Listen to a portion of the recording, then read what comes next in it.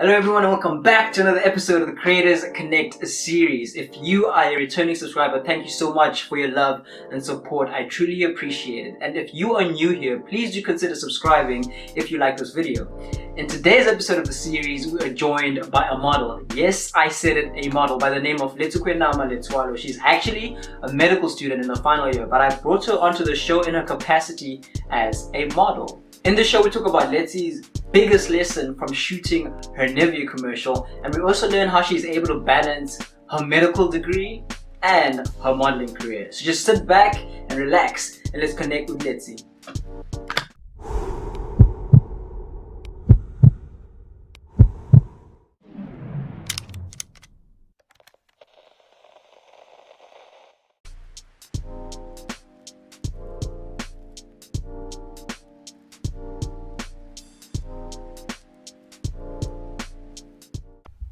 Speak. Okay, I'm ready. I'm on, I'm connected, I'm good. Let's get it rolling. Okay, so I had said thank you so much for taking time again out of your busy schedule to take part in this. I think when I reached out to you initially, the idea was to reach out to you in your capacity as a model. I know you're also a YouTuber, and it seems like you have your toes dipped into multiple creative spaces, but I really did want to bring you on in your capacity as a model to create that diversity with my series. Okay. All right. So my first question would be, how did you get into modeling? Tell us the story. How did I get into modeling? I always like this question because I feel like whenever someone asks me this question, it's usually the same answer, but there's always something new added. So I don't know what will come now. Okay. So I've always wanted to be on TV, right? I grew up, like when I was growing up, we used to, like, while we were getting ready for school, the news would be on. And, you know, I'd usually see these kids, well, teenagers really at the time, doing kids news. And I always used to say to my dad, like, they're old, they're teenagers. I'm supposed to be doing kids news because I'm a kid, you know. I was still like, fresh in primary school. And then, man, I used to look at a lot of stuff, and I'm like, I want to do that. But I come from a very small town where I didn't know anyone who was doing any of that kind of stuff. There was no access to any of that. And then I went on to high school and I was in boarding school, so I still closed off. And when I got to university, I came to Cape Town. So first year in Stellenbosch, I decided, okay, I'm literally in a big city and this is my time. So when I got to Cape Town, I decided to Google a few modeling agencies and I went for a few interviews. And then once I had options, I chose one and I started my journey then, you know.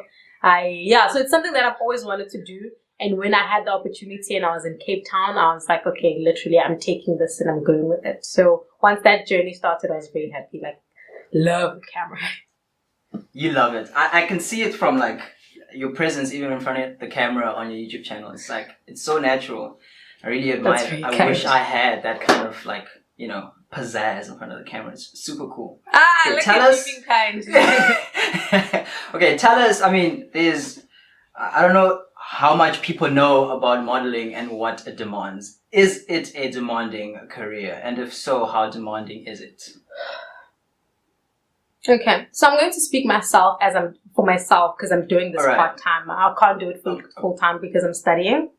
Okay. So I think it is very demanding. You know, it's a very discriminating environment, of which that's something that you just have to live with.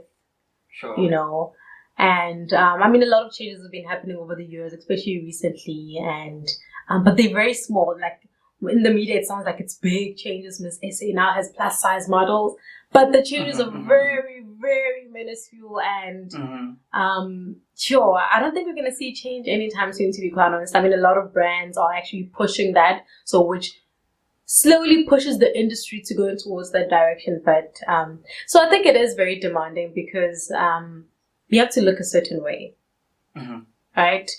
I think, like, so when I started joining and I went to a few agencies, like one of the first agencies that I went to, like the one that I really actually wanted very badly, they told me that my height and my circumference don't match what they're looking for. So essentially you're fat, just very diplomatic, you know? So like I always remember that, and they were like, yeah, we know it's nice out there, it's cool and fashionable, but like for this industry, that's not what we're looking for.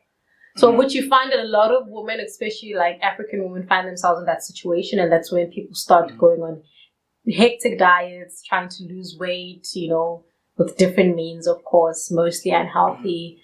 So I think, that's one really like aspect. It can play with your head, it can really play with your mind. And also it's just a very competitive space. Like modeling is very competitive. Like you'll get 100 models in one room going for that one job, and the client is looking just for one girl. And you get in there and it's girls that look exactly like you, are just as passionate and want this just as bad as you do. So rejection is a thing. So I think that's one thing you also get used to in modeling, that you get used to rejection. It's just like, oh, I didn't get this job, I'll get the next one. I don't get the next one, I'll get the following one. So accepting rejection. And because of the rejection, you're not always working as a model, So also finances sometimes can become an issue if you're not booking jobs consistently. Because, you book a great job and get paid like your 20, 30K for this job, and you don't work for the next 2 months. You're not booking other jobs. So that's when you need to, you need to be wise with your finances. Because it seems like, oh, models have money. But okay, they book that big job, but how many jobs do they have after that actually pay well? So there's also that. So yeah, my main things with your question being, how is this industry challenging, or what difficulties are there?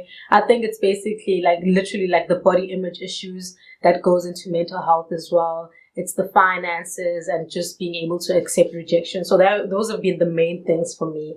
And just also balancing that with my studies. Like these are both things that I really want to pursue well and want to do well in both of them.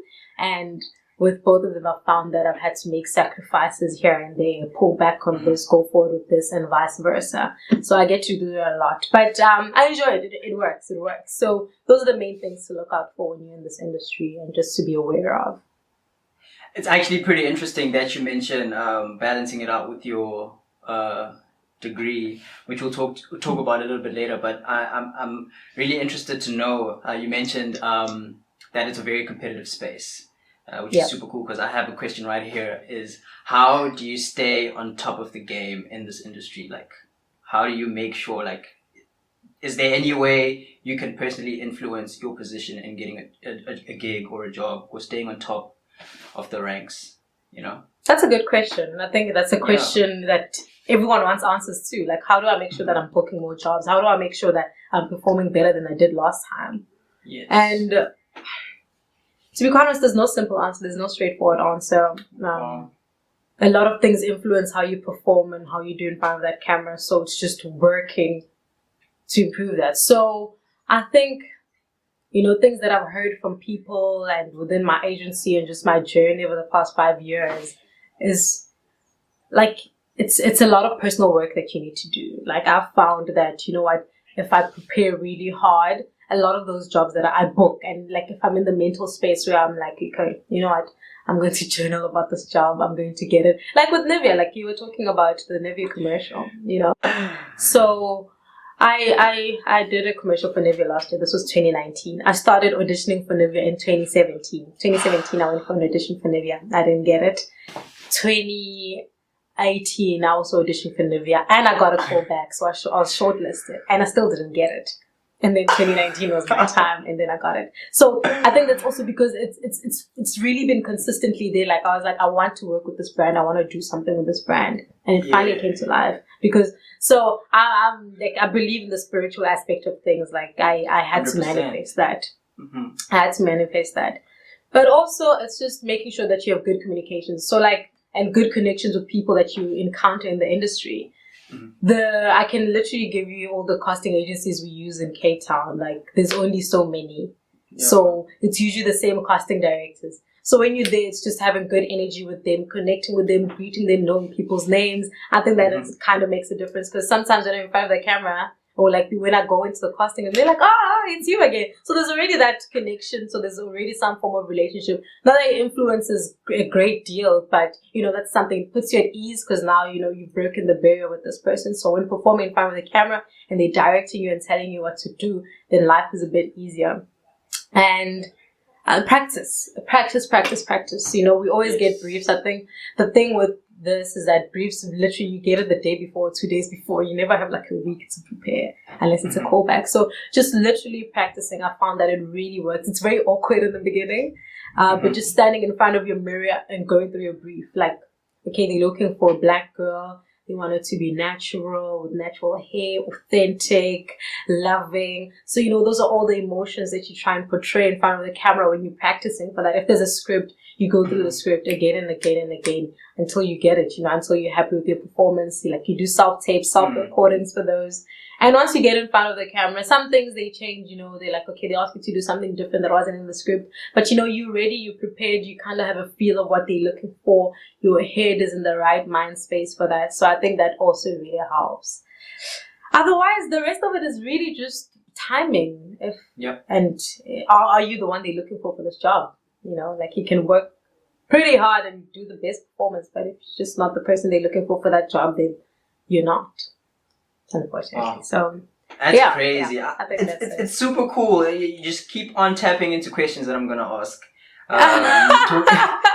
It's crazy. You talked about the Nivea commercial, and I mean that's a big one. That's definitely a big one. And I think my question about that particular commercial is, what was your biggest lesson? I know you wanted to be on TV. You got the chance to be on TV. What did you learn? I mean, obviously you had perceptions about being on TV, being a model, and being on a shoot, with a big brand. And then after actual events, what was your biggest lesson? What was a wow moment, Wow. That's a very good question, because I actually have to think about it on the spot now. You can. Take your time. Don't worry about it. I think what I can say is that it affirmed that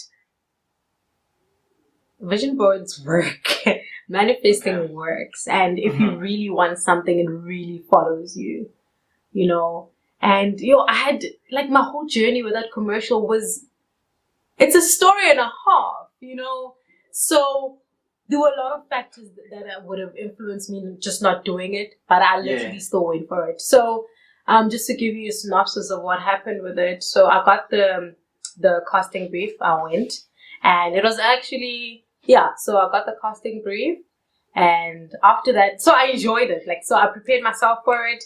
I knew, they were asking me to do this whole action of pretending to see my boyfriend in the backyard. So the whole thing that I acted out and it was weird because it's just someone behind the camera and you, so you have to pretend like you're seeing this person and you're happy and then you're daydreaming about it. And there's no one. There's no one, you see. So after that, I enjoyed that. That was pretty cool. And they called me for a callback. And I was like, okay, that's good. I felt that I performed well, and I felt like I was connected and in the scene. And when I got the call back, it was during a very stressful academic period. It was one of the most stressful theory modules that I was going through, and it was difficult to get out. And the timing of the callback was during lessons, so it was just such a very conflicting space for me. And when I travel for my casting, so I don't have a car, you can find me one if you want.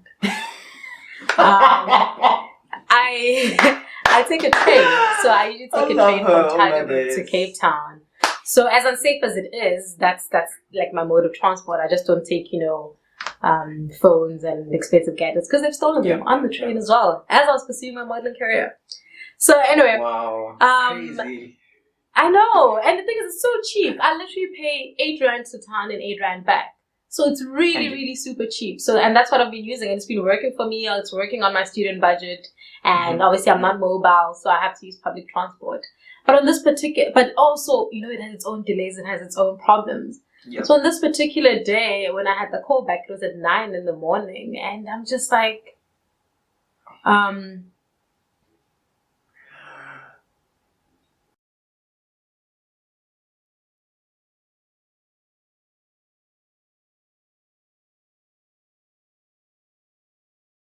saying, for that morning, the Uber to town, I was like, okay, I can't have the delays because I need to go in, do my callback, come back straight to class. I was like, okay, I literally paid $250 to go to town and $250 back. So for me, that was a lot of money to pay just to go to town when I pay 8 rand on the normal, you know. But I was like, you know what, this is what I want, and there's a reason they're calling me back for this, and I'm going to do it. So I went, and when I got there, it was 2 of us that got the call back. And, you know, the girl went in, I went in, and the whole time I was like, this is true. I'm like, the shoot dates are during test week, so I don't know if I'll be able to do it. But I'm here anyway, because I want this, you know. It is hectic. Yo. So I get out, and so I went and lost, and, you know, so I asked the director. So he mentioned something about, you know, he flew in this morning from Joburg. I'm like, oh, wow, hectic. So, and then I find out that they actually had castings both in Joburg and Cape Town, and it just so happened that in Cape Town it was the 2 of us that go call back. Wow. I know, right? So when I got the job, I'm wow, dude. Talk about a boost in confidence, dude. What? So, yeah, so that happened, and, you know, I had to fly in and out in Joburg. So I've also been wanting to fly out for a job. Like, I wanted to do a job outside of Cape Town, maybe abroad. So I started with Joburg, and Nivea was literally it opened that door for me. So because it was test week, I went up the Monday morning, I flew in for wardrobe, flew down Monday night for a test on Tuesday morning, then Tuesday evening I flew back to Joburg. Big teams! Yo! That was so stressful because literally on set I'm busy with my books, it's open, doing wardrobe fittings. The minute we get a break, I'm busy, I'm studying because I know academics are waiting for me to TikTok, you know. Yo. So I made that work, and after that I was like, yo, this was great. I enjoyed this. It was a lot of pressure. It was really stressful. But I was literally in the moment. Like when I was on set and, you know, we were shooting, I was like, you know what, I'm taking everything else out of my mind right now and I'm doing this. And I enjoyed it. So it's a very fun, like, experience and memory for me. And yeah, just one of my big milestones in the industry. Well, there's just so much in there. And I mean, you mentioned just now about how you were there with your books anytime you got a moment to read and you're studying. So the question is, how do you balance a modeling career and a medical degree? I mean, that's just like mind-blowing. I can't balance a photography career and a commerce degree. But somehow you're managing to do a medical degree and a modeling degree, which both are evidently very demanding. How do you do it? I don't think you find a balance. Wow. I don't think I found a balance. Like now I'm doing my final year and I've stopped modeling for the year. Like I had to make that decision that, okay, this year needs full focus in my academics. Whereas for the past 5 years, I've been able to juggle both. And I really don't think I have found a balance, but I just found a way to know what I'm willing to sacrifice at that moment. You know, like with the Nivea job, right? So because I knew that the callback was coming up, so I knew about the callback like a week prior, I pushed with my studying so that when I study on set, it's more like revision and not like hectic, you know, learning new concepts. So in that space, I had to like work harder beforehand because I know like the day before the test, I'll be busy changing in and out of clothes for clients the whole day, you know, preparing for the shoot. So, and, you know, sometimes I had to skip jobs, you know, there are casting briefs that I get sent from my agency and they're like, listen, we think you fit this job. They're looking for a girl like this. They want you to act the scene out and we think you're perfect for the job. And I'm just like, yo, I can't. I literally can't. Like I have a hectic academic week. And like it's probably a job that I want as well, just as hard, you know, because you work together with the agency. And I'm like, I can't, you know. So I think it's been a give and take thing for me. I don't think I've ever found a balance, but I've found a way to work with it and knowing which side am I going to sacrifice this time and is it worth it? Because obviously, you know, academics really are my priority, but I still love this and I don't want to neglect it because now I'm pursuing this career to be a doctor. You know, I think they can, you know, I can do them at the same time, which I've done, you know, for the past few years. But, you know, striking a balance is difficult, you know, because with this stuff, you can't even plan. With modeling, you can't plan in advance, you know. They tell you a day before that, okay, they want you this time at 10 o'clock, you have a casting at this studio. At 11, they want you there. At 1 p.m., you have a call back. And you just have to be there, because, that's how it is. That's how it is. And if you're not there, then you lose the job. Then there's the next girl, So when I started working, there's a commercial that I shot for Colgate. That's when I first realized how difficult this is. So it clashed with the date when I had a test. Sure. And I told her, yeah, and I'd confirmed the job. So the client had confirmed me. They said they want me for this job. I bid for my casting and the callback. They said, okay, you are the one who went for this job. These are the shooting dates and times. I call my agency. I tell them, I'm like, guys, I have a test on that day. Can we move it? They're like, bro, this is a business. If you don't want to do the shoot, they'll just find another girl. Oh my days. Like, you're replaceable. Oh you're my replaceable days. in this industry. It's crazy. Oh my So days. for me, it's literally been that juggling the two, like realizing, okay, I have a test this day. And as much as I want this job, as much as it's paying well, I don't know if I can do it, And sometimes I'm like, okay, this module is not that hectic. I can put in a few hours every night and then I'll still be able to go for my castings this week and probably go for my callbacks and do a shoot. So I don't think there's a balance. I mean, maybe some people have found that, but I don't think there is. I think it just depends on the situation, on the modules you're doing. It's very contextual. Wow.